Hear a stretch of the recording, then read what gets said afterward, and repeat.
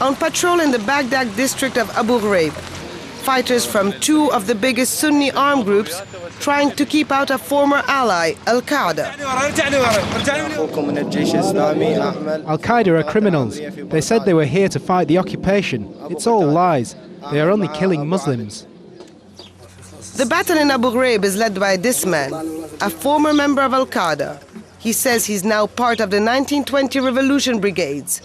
He describes it as an Iraqi resistance group. Sunni armed groups are a complicated web of alliances among Iraqi nationalists, Islamists, former Iraqi army officers, and a few Baathists. At first, it was difficult to convince Iraqis to fight. They were feeling that the Americans will bring democracy and they will bring freedom to Iraq. All of them were talking like that we know how to defend ourselves, we know how to resist, we don't need your help. The turning point was this demonstration in Fallujah in May 2003. The Americans had based themselves in a school. The people of Fallujah protested. US soldiers fired and killed 17 demonstrators.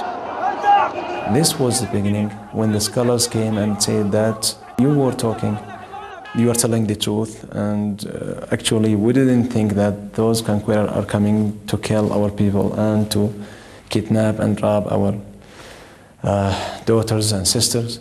So we wanted to start the resistance. This was the beginning.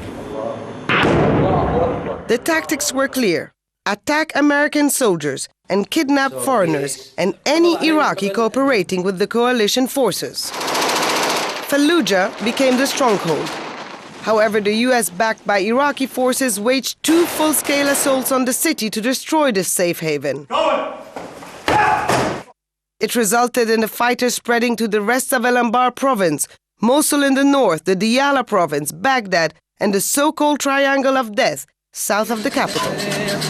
Their weapons of choice are handmade bombs. The Americans call them improvised explosive devices. IEDs account for 2/3 of US troop fatalities. Ties with Al-Qaeda were very strong, but disagreements over the mission and methods led to a split in 2007. People are tired. It's been 4 years. They have no food or drink. Anyone who is a government employee gets killed. Soldiers, police, doctors, engineers, even pensioners get killed just because they get a salary from the so-called infidel government. Sunni groups now condemn random attack on civilians.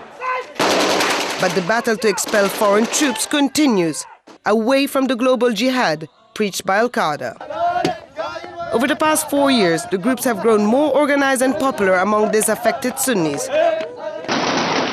They see them as legitimate resistance who also protect civilians from foreign troops and the death squads of Shia militias.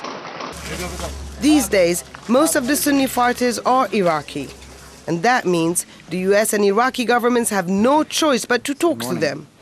Sources say negotiations are underway, but until Sunni fighters feel their role in the future of Iraq is recognized, they are unlikely to give up their arms. Hoda Abdel Hamid,